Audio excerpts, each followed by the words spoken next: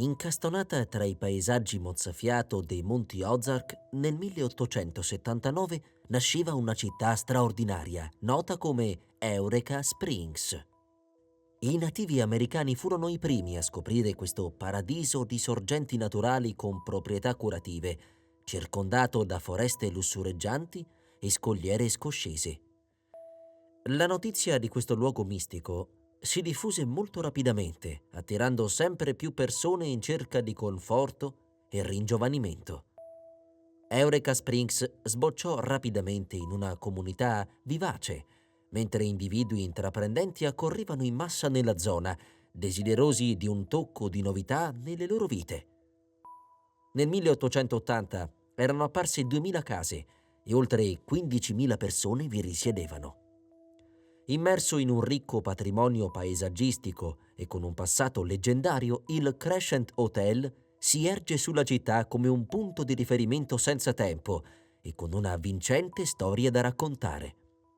Originariamente costruito nel 1886, il Crescent Hotel ha assistito al passare del tempo, incarnando l'essenza di epoche passate, abbracciando il presente. Ma questo hotel è conosciuto in tutto il mondo per un motivo ben preciso. È considerato l'hotel più attivo di tutti gli Stati Uniti per quanto riguarda gli eventi spettrali. Con innumerevoli segnalazioni di queste attività, si avrebbe difficoltà a trovare un angolo di questo hotel che non sia infestato. Come sempre, per comprendere le infestazioni presenti qui, dobbiamo scavare a fondo alle radici della sua storia.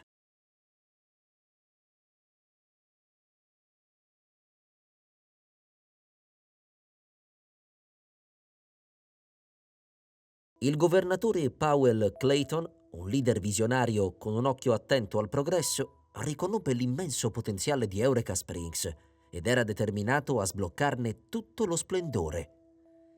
Verso la fine del XIX secolo, Clayton, in collaborazione con la Eureka Springs Improvement Company, iniziò un'attività di trasformazione della zona che avrebbe plasmato per sempre il destino della città. Rendendosi conto dell'importanza dei trasporti su ferrovia, Clayton fu il promotore dell'arrivo a Eureka Springs della Frisco Railroad, dando inizio ad uno sviluppo innovativo che avrebbe rivoluzionato i trasporti e aperto nuove strade per la crescita. Quando i binari del treno raggiunsero la pittoresca città, un'aria di eccitazione e di nuove possibilità permeò l'aria. La neonata Eureka Springs Improvement Company, comprendendo la crescente reputazione della città come luogo di cura, sapeva che un grande resort era necessario per soddisfare il sempre maggiore numero di visitatori. La costruzione del Crescent Hotel iniziò nel 1884, segnando l'inizio di una magnifica impresa architettonica. Dopo 2 anni di meticolosa lavorazione artigianale e attenzione ai dettagli, nel 1886 l'iconico Crescent Hotel si ergeva maestoso sulla cima della Crescent Mountain, offrendo viste mozzafiato e sistemazioni lussuose. L'hotel si guadagnò rapidamente un'ottima reputazione per le sue magnifiche sale da ballo, le squisite esperienze culinarie e il servizio eccezionale. Per i successivi 15 anni divenne un luogo di ritrovo esclusivo per l'élite e i benestanti dell'epoca. Nel 1902 l'hotel fu dato in affitto alla Frisco Railroad per 5 anni, ma a causa della scarsa attività invernale divenne rapidamente ingestibile e venne abbandonato. Nel 1908 fu riaperto come Crescent College and Conservatory for Young Women e in questa nuova veste l'hotel prosperò nuovamente, promuovendo una vivace comunità accademica. Il Crescent College offrì alle giovani donne eccezionali opportunità educative, incoraggiandole a perseguire la conoscenza e la crescita personale.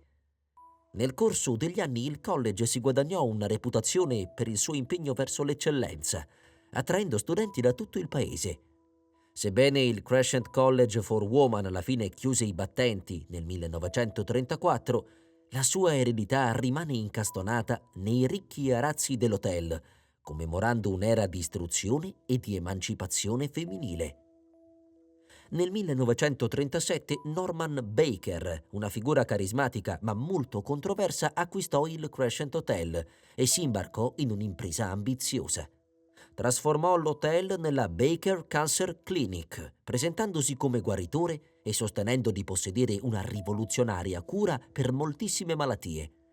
Trasmetteva le sue controverse affermazioni via radio e affermava che poteva curare il cancro senza ricorrere a procedure chirurgiche. Nonostante le sue grandiose proclamazioni, i trattamenti e le teorie mediche di Baker non avevano alcuna credibilità nel mondo medico. Inoltre, i suoi metodi e le sue affermazioni oltraggiose catturarono l'attenzione dell'American Medical Association, fungendo da esempio lampante di ciò che il trattamento del cancro non dovrebbe comportare. Tuttavia, furono le pratiche non etiche di Baker nell'acquisizione dei pazienti che alla fine portarono alla sua caduta. Nel 1946 si aprì un nuovo capitolo nella storia del Crescent Hotel, che subì un periodo di trasformazione, di ristrutturazioni e cambi di proprietario. 4 facoltosi personaggi ne assunsero la proprietà e si misero a restaurare l'hotel per riportarlo al suo antico splendore. Con una visione e una determinazione condivise, diedero nuova vita a questa storica struttura, assicurandosi che la sua grandezza fosse meticolosamente preservata. Una delle strategie chiave impiegate dai nuovi proprietari è stata quella di offrire pacchetti vacanze in collaborazione con la Frisco Railroad. Questa partnership ha portato un'ondata di turisti nella zona di Eureka Springs, tutti desiderosi di provare il fascino e l'attrattiva del Crescent Hotel. I pacchetti vacanze proposti offrivano ai viaggiatori un'esperienza all inclusive, combinando le lussuose sistemazioni dell'hotel con viaggi panoramici in treno, lasciando così ai visitatori una esperienza indimenticabile. Nel 1967 un devastante incendio causato da un guasto all'impianto elettrico devastò l'attico e una parte significativa del quarto piano del Crescent Hotel. L'incidente richiese le necessarie ristrutturazioni e riparazioni, che durarono diversi anni. Nel 1980, a seguito di una nuova gestione, l'hotel fu testimone di eventi memorabili. Nel 1985 l'iconica Crystal Ballroom ospitò un concerto sold out di Willie Nelson, mentre l'allora governatore Bill Clinton tenne un discorso inaugurale a un banchetto annuale della Camera. Il 28 febbraio 1997 Marty ed Elise Roenick divennero i proprietari della struttura nonostante le sue condizioni fatiscenti. La loro passione per la conservazione li portò a salvare questa struttura storica dalla rovina totale. Nel maggio 2000, durante una grande festa in giardino tenutasi al Fountain Garden dell'hotel, i Roenick annunciarono pubblicamente il loro ambizioso piano decennale per riportare il Crescent al suo antico splendore. Iniziò così un processo di trasformazione che avrebbe visto il piano decennale completato in soli 5 anni. Gli sforzi di restauro hanno incluso vari sviluppi al Crescent. Un risultato significativo è stato il design e la costruzione del quinto piano, che era stato distrutto nell'incendio del 1967. Negli ultimi 25 anni il Crescent si è guadagnato la reputazione di hotel più infestato d'America, grazie a 17 programmi televisivi paranormali nazionali e internazionali che hanno visitato questo storico edificio. La sua fama ha raggiunto nuove vette nel 2019, quando una scoperta accidentale ha rivelato la vera natura di Norman Baker, il ciarlatano che ha gestito l'hotel come ospedale per la cura del cancro alla fine degli anni 30. Uno scavo archeologico ha scoperto centinaia di bottiglie della formula segreta di Baker e i barattoli contenenti campioni medici chirurgicamente rimossi ai pazienti. Questo inquietante ritrovamento ha aggiunto un'atmosfera macabra all'hotel che già includeva un obitorio con un tavolo per autopsie e una cella frigorifera per cadaveri. Nel 2009 l'hotel e l'intera comunità hanno subito una perdita devastante quando Marty è tragicamente scomparso in un incidente d'auto. Tuttavia Elisa ha portato avanti senza soluzione di continuità i suoi obiettivi e l'amorevole gestione dell'hotel. La sua incrollabile dedizione alla proprietà e ai dipendenti dell'hotel è diventata solo più forte. Senza il suo impegno negli sforzi durati 2 decenni, il Crescent non sarebbe il resort di successo e altamente stimato che è oggi, orgogliosamente noto come il simbolo dell'ospitalità dell'Arkansas. Il Crescent è stato inserito nel Registro Nazionale dei Luoghi Storici nel 2016, assicurandosi un posto nella storia dell'Arkansas per gli anni a venire.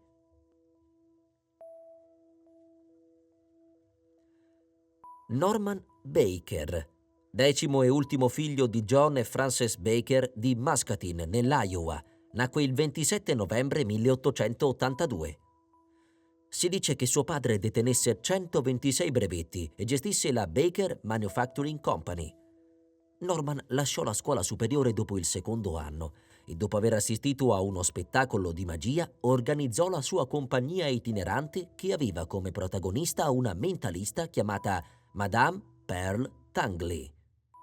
Dopo aver fatto tournée per 10 anni e con successive donne che si esibivano come Madame Tangley, Norman tornò a Muscatine nel 1914, dove brevettò l'Air Calliaphone, un organo portatile azionato dalla pressione dell'aria che poteva essere udito per un quarto di miglio.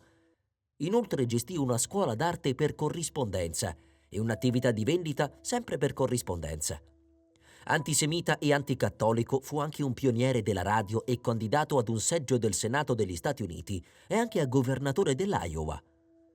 Nel 1925 ottenne dalla Camera di Commercio il permesso di avviare la sua stazione radio KTNT, Know the Naked Truth, traducibile in Conosci la nuda verità. Sebbene originariamente autorizzata a 500 watt, la potenza della stazione era spesso più vicina ai 10.000, il che la rendeva ascoltata in tutti gli Stati Uniti. Concentrandosi su questioni rurali e cittadine, Norman sostenne il repubblicano Herbert Hoover rispetto al democratico Al Smith nella corsa presidenziale del 1928, attaccando la religione cattolica di Smith e i suoi legami con Tammany Hall. Dopo la vittoria di Hoover, Norman fu invitato a un incontro privato con il presidente, che nel 1930 collaborò al lancio del suo giornale, il Midwest Free Press. Nel 1929, sebbene privo di qualsiasi formazione medica, Norman inaugurò a Muscatine, nell'Iowa, il suo primo ospedale, il Baker Institute. Questo centro, dotato di 100 posti letto, era gestito in gran parte da chiropratici, osteopati e medici tutti certificati da diplomi non ufficiali né riconosciuti. Oltre a promettere di curare il cancro, Baker iniziò una battaglia contro pentole e padelle in alluminio, contro la fluorizzazione dell'acqua, le vaccinazioni e persino i test per la tubercolosi bovina. L'American Medical Association fece pressione sulla Federal Radio Commission affinché chiudesse il suo canale radio KTNT, il principale mezzo con cui veniva pubblicizzato il Baker Institute. Baker perse la licenza nel 1931, quando la stazione chiuse, e fu costretto ad andarsene dall'Iowa. Privo di pubblicità radiofonica, l'attività dell'ospedale terminò. Baker rispose alle critiche dell'AMA, attaccando la fede ebraica del dottor Morris Fishbane e facendo causa all'AMA per averlo definito un ciarlatano e un imbroglione. Nel 1932 il processo di Baker gli andò contro e perse la causa. La sua cura per il cancro non era altro che trifoglio, barbe di mais, semi di anguria e acqua. Perse anche la sua candidatura a governatore dell'Iowa. Nel luglio 1937 Baker acquistò il Crescent Hotel a Eureka Springs. Questo grande monumento vittoriano era in quel momento in grave stato di abbandono.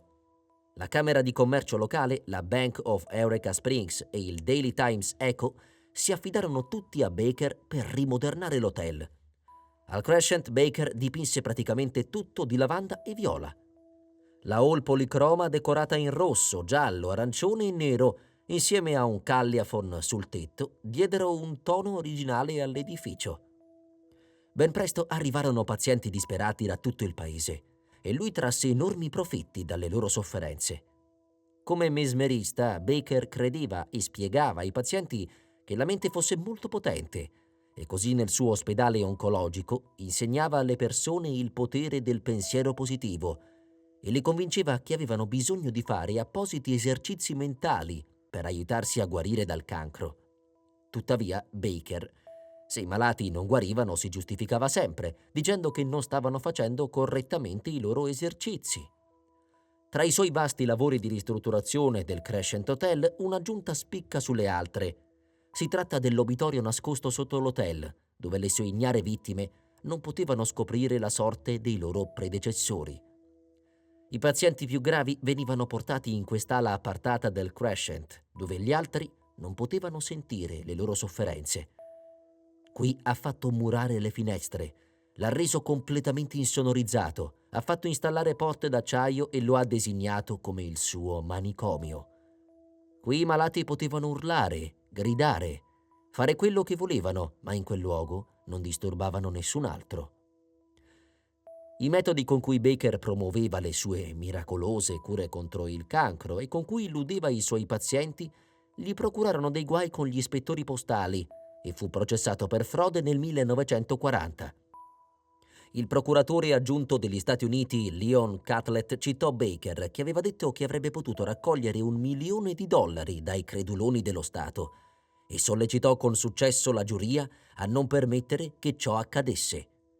Baker trascorse da marzo 1941 a luglio 1944 nel penitenziario federale di Leavenworth in Kansas. Nel 1946 tentò senza successo di riaprire la sua struttura di Muscatine. Da allora visse su uno yacht a 3 piani un tempo di proprietà del magnate delle ferrovie Jay Gould. Morì lì di cirrosi epatica l'8 settembre 1958. Fu sepolto a Muscatine accanto a una delle sue sorelle. Una lettera scritta da un paziente oncologico, Luther J. Baggett, nel 1938, durante il suo soggiorno al Baker Cancer Hospital, ha fatto ulteriore luce sulla storia del Crescent Hotel in quel periodo. Questa nuova testimonianza, gentilmente donata all'hotel dai discendenti di Luther, fornisce informazioni sui trattamenti e sui costi associati all'ospedale durante quell'epoca. Il Baker Cancer Hospital, sotto la dubbia guida di Norman Baker tra il 1937 e il 1939, era tristemente famoso per i suoi trattamenti antitumorali non convenzionali e ampiamente contestati. Baker, una figura coinvolta in numerose controversie, pubblicizzava la sua struttura come un faro di speranza per gli incurabili, attraendo pazienti con la promessa di una cura miracolosa. La lettera di Luther, redatta sulla caratteristica carta intestata viola dell'ospedale, un omaggio alle eccentricità di Baker, offre un'istantanea intima delle sue esperienze tra quelle mura. Dalla frustrazione della posta in ritardo al regime quotidiano con olio di ricino, tonici, terapie con aghi e una dieta ricca di succo di carota, le parole di Luther dipingono un vivido ritratto del suo periodo passato in ospedale. Luther si lamentava del lento servizio postale dovuto alla posizione remota dell'ospedale ed esprime il suo desiderio di sentire i suoi cari. Anche le preoccupazioni finanziarie vengono alla ribalta nella lettera. Luther menziona il costo del suo trattamento, che era motivo di preoccupazione per lui. Riflette sulle sue spese, anticipando la necessità di fondi aggiuntivi per le settimane rimanenti del suo trattamento. Tragicamente, il viaggio di Luther J. Baggett si concluse il 24 febbraio 1939, poco dopo l'invio di questa lettera. Le sue riflessioni non solo umanizzano i tanti volti che varcarono le porte dell'ospedale, ma servono anche come toccante promemoria della speranza e della disperazione che coesistevano tra quelle mura. Cosa diceva Luther in questa lettera? Ecco la trascrizione tradotta del documento. Venerdì, 12 settembre 1938. Mio caro piccolo gruppo, il tempo è migliorato ed è stata una bella giornata. Io e un altro vecchio siamo andati a piedi in città questo pomeriggio, ma non ho ancora ricevuto posta da casa. Questo è un posto orribilmente fuori mano e la posta è lenta ad arrivare e partire. Ma sicuramente riceverò qualcosa domani. Ho scritto a Floyd e Vera McClure all'High Texas oggi. Spedirò questa lettera domani. Vorrei tanto baciare mia moglie, Big Girl, Little Girl e il mio Sonny Boy. Buonanotte. Sabato mattina, ore 10. Sono stato piuttosto impegnato finora. Olio di ricino alle 6, tonico alle 7, rasato, fatto colazione, fatto il trattamento con ago in camera a letto con impacco caldo. Sono appena tornato da una breve passeggiata e un po' d'aria. Sì, e ho bevuto succo di carota alle 9. Dicono che tutte le medicine e il cibo usati qui sono fatti di verdure, erbe, radici e corteccia. Non so ancora cosa faranno con il mio problema principale, ma le cure sembrano funzionare sul mio sangue e sul sistema. Alcune persone vengono qui e trovano diversi disturbi che non sapevano di avere. Questo rende più costoso il loro trattamento. Un uomo è arrivato poco prima di me con diversi disturbi e gli hanno fatto pagare una tariffa fissa di $500 per 5 settimane di trattamento senza stanza. Alcuni stanno risparmiando un po' di soldi alloggiando fuori, ma nel mio caso volevano che restassi qui in ospedale. Poiché le poste sembrano così lente, faresti meglio a farmi sapere presto come pensi che andremo d'accordo finanziariamente. Immagino che proverò a rimanere per 3 settimane? Ora ho $47. Ci vorranno $3 in più per la prossima settimana, $50 per la successiva e circa $30 per un biglietto e un po' per la lavanderia. Circa $90 in più per 3 settimane. Questa è stata sicuramente una lunga settimana per me e poiché non ho ricevuto una lettera, mi chiedevo se alcuni di voi sono gravemente malati. Proverò a scrivere a Mami oggi, ma non sono sicuro del suo indirizzo. Bene, l'ultima posta è arrivata per questa settimana e non ho ricevuto nessuna lettera. Non so cosa pensare, sembra che non ci sia niente che io possa fare al riguardo. Smetterò e spedirò questa per posta. Con affetto a tutti, Luther J. Baggett. Cosa è successo veramente dal 1937 al 1939 al Baker Hospital di Eureka Springs in Arkansas? È un mistero che ha scatenato il paranormale ed è stato oggetto di numerosi libri e migliaia di resoconti. Una parte di questo mistero fu svelato nel febbraio 2019, quando un giardiniere del Crescent Hotel ha fatto una scoperta incredibile, portando alla luce una discarica piena di centinaia di bottiglie, insieme a quella che si ritiene essere la sega per ossa di Norman Baker. Un nuovo indizio di un oscuro mistero era stato appena scoperto.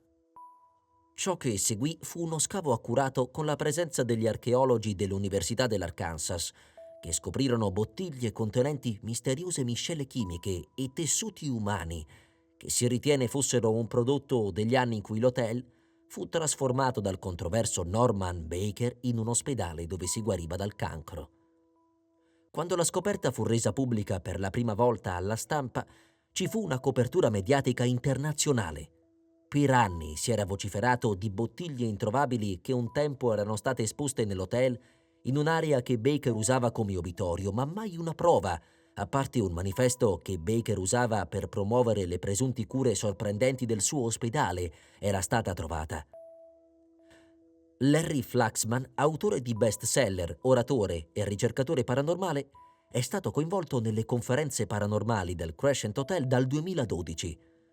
Quando le bottiglie furono scoperte, Flaxman fu chiamato e si recò immediatamente all'hotel. Numerosi campioni furono consegnati all'Arkansas Archaeological Survey presso l'Università dell'Arkansas per essere registrati, ma dopo 3 anni non erano stati fatti progressi nell'identificazione del loro contenuto.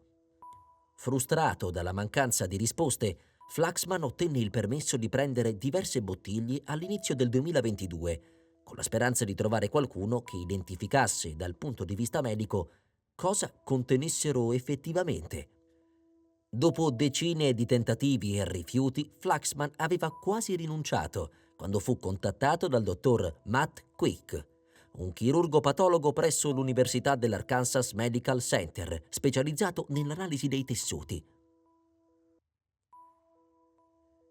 Sebbene il Crescent Hotel di Eureka Springs sia ricco di storie di fantasmi, ciò che lo rende l'hotel più infestato d'America È l'attività odierna e la folla di investigatori del paranormale che studiano il luogo e che si recano nella proprietà ogni anno a gennaio per condividere le loro scoperte. Crescent Mountain, la cima della collina su cui sorge l'hotel, è prevalentemente calcarea, quindi molti investigatori del paranormale sono giunti alla conclusione che il calcare abbia una speciale capacità di assorbire e rilasciare energie elettromagnetiche e psichiche.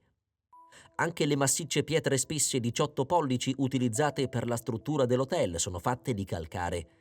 Questi fattori potrebbero benissimo contribuire all'abbondante attività paranormale sperimentata dagli ospiti. Ogni anno l'hotel ospita un conclave, l'Eureka Springs Paranormal Weekend, per riunire investigatori del paranormale noti a livello nazionale per notturne cacce ai fantasmi e per cercare risposte. Il ricercatore paranormale Larry Flaxman ha notato cosa attrae così tanti cacciatori di fantasmi al Crescent Hotel.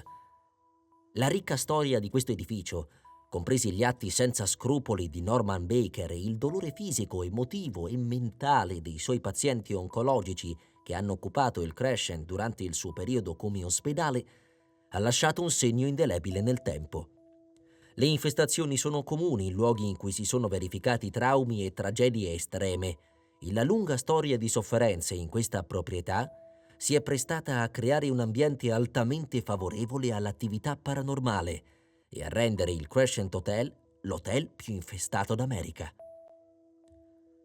Le prove dell'infestazione sono venute alla ribalta al Paranormal Weekend del 2021, quando un'apparizione a figura intera è stata catturata dalla telecamera con l'aiuto di uno strumento per la caccia ai fantasmi chiamato griglia laser, che crea puntini di luce. Se una luce o un gruppo di luci mancano, è perché sono bloccati da qualcosa. La foto è stata scattata durante un'indagine condotta da un investigatore dilettante nella Crystal Dining Room. In questo luogo era stata spesso segnalata una figura seduta sul davanzale della finestra in attesa di qualcuno, e ora ciò è stato supportato dalle prove. Sempre nella Crystal Dining Room, molti dipendenti hanno spesso avvistato spiriti giocosi in abiti vittoriani. Durante una festività natalizia, mentre la sala da pranzo era chiusa, il grande albero e i pacchi sottostanti si spostarono da un'estremità all'altra della stanza. La mattina dopo i dipendenti trovarono tutte le sedie girate e rivolte verso l'albero nella sua nuova posizione. Un'altra volta alla mattina trovarono la sala da pranzo in perfetto ordine, fatta eccezione per i menù sparsi per tutta la stanza.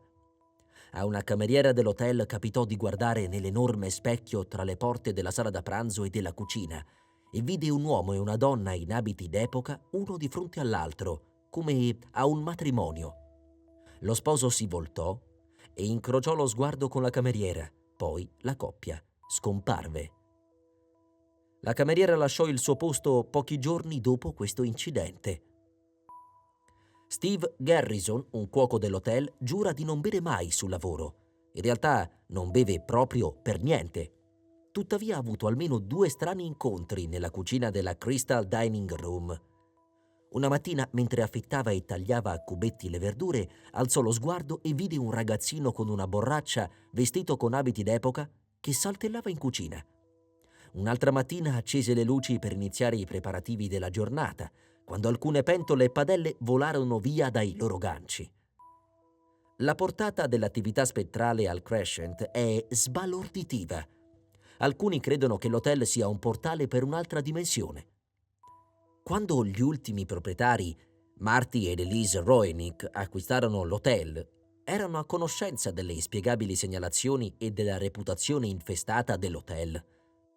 Assunsero persino un paio di conosciuti medium per fare una ispezione dell'edificio, e i medium riferirono che l'hotel era un portale, cioè una dimensione parallela che ospita gli spiriti dei morti. Perché i medium hanno fatto un'affermazione così sorprendente? Molti credono che sia dovuta a Norman Baker e ai pazienti da lui curati. Si pensa che l'apparente portale sia situato in prossimità della scala a mezzaluna in cima a quello che era l'obitorio dell'ospedale oncologico. Ma nel corso degli anni molti ospiti e anche il personale del Crescent hanno raccontato spesso di aver sperimentato cose strane e inspiegabili, soprattutto in alcune specifiche stanze dell'hotel. La stanza 218 si rivela essere la stanza più attiva e per decenni ha attirato troupe televisive a causa della quantità e qualità degli avvistamenti di fantasmi qui segnalati. Si dice che nei pressi di questa stanza morì uno scalpellino irlandese che lavorava alla costruzione dell'hotel alla fine del XIX secolo e a cui è stato dato il nome Michael. Gli ospiti hanno riferito spesso di aver assistito a mani che uscivano dallo specchio del bagno, grida di un uomo che cadeva dal soffitto, la porta che si apriva e poi si chiudeva di colpo, senza più poter essere riaperta. Invece nella stanza 419 le governanti riferiscono di aver incontrato Teodora. Si presenta come una paziente oncologica del dottor Baker ed è stata vista armeggiare con le sue chiavi fuori dalla stanza, riordinarla quando gli ospiti escono e scomparire dopo uno scambio verbale di cortesie. Il dottor John Fremont Ellis, che era il medico interno dell'hotel verso la fine del XIX secolo, è visto spesso vicino al suo ufficio, che ora è la stanza 212. Era un fumatore di pipa e l'odore del tabacco alla ciliegia è uno dei primi segnali della sua presenza nelle vicinanze. Uno strano incidente è stato raccontato da due ospiti che avevano fatto il check-in per la stanza 221 un pomeriggio d'inizio primavera. Quando sono usciti dall'ascensore al secondo piano hanno incontrato un uomo che indossava un vestito in stile vittoriano, completamente nero. Con un sorriso ha chiesto loro se avevano bisogno di aiuto per trovare la stanza e la coppia, credendo che l'uomo fosse un dipendente dell'hotel, aveva accettato.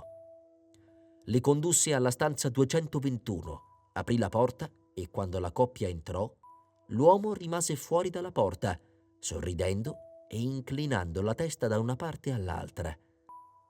Uno dei due ospiti si rese conto di non aver lasciato la mancia all'uomo e quando si voltò per dargli i soldi, lui era scomparso.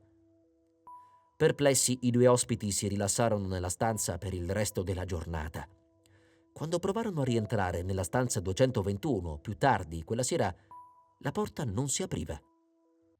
Scesero quindi alla reception, dove chiesero cosa non andasse con la chiave. Il membro dello staff affermò che per sbaglio avevano ricevuto la chiave della stanza 321. I due descrissero l'uomo che li aveva fatti entrare nella stanza 221, ma venne loro risposto che nessuna persona del genere lavorava attualmente all'hotel. Una guida dell'hotel ha rivelato di aver incontrato una coppia che alloggiava al primo piano vicino alla Governor's Suite. La coppia ha poi raccontato che la seconda notte nell'edificio avevano dormito con un solo lenzuolo a coprirli entrambi.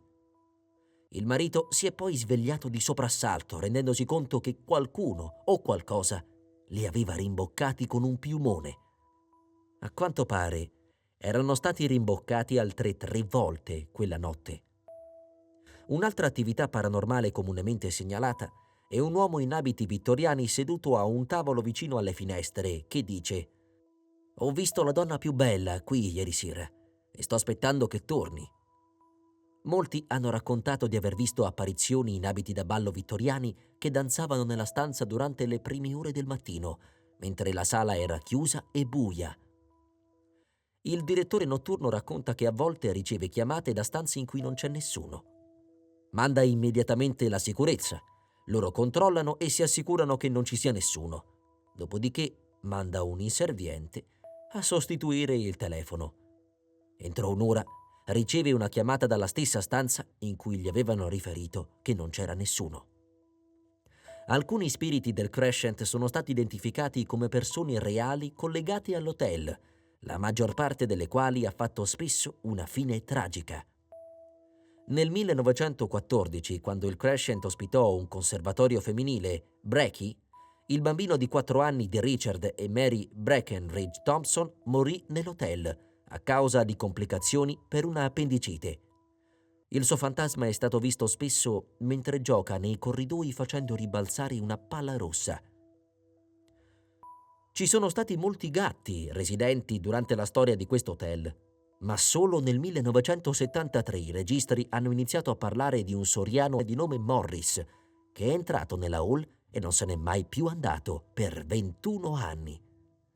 Morris divenne una presenza fissa del Crescent al punto che ci si riferiva a lui affettuosamente come direttore generale ed era immensamente amato dai dipendenti e dagli ospiti. Per dimostrare ulteriormente la profondità dell'affetto che Morris riceveva e ciò che significava per la comunità, quando morì, più di 300 persone parteciparono alla sua cerimonia di addio e alla veglia funebre. È sepolto nella proprietà dell'hotel e i visitatori possono uscire sul prato est per vedere la sua lapide. La sua foto si trova anche nella hall dell'hotel, così come una poesia commemorativa a lui dedicata.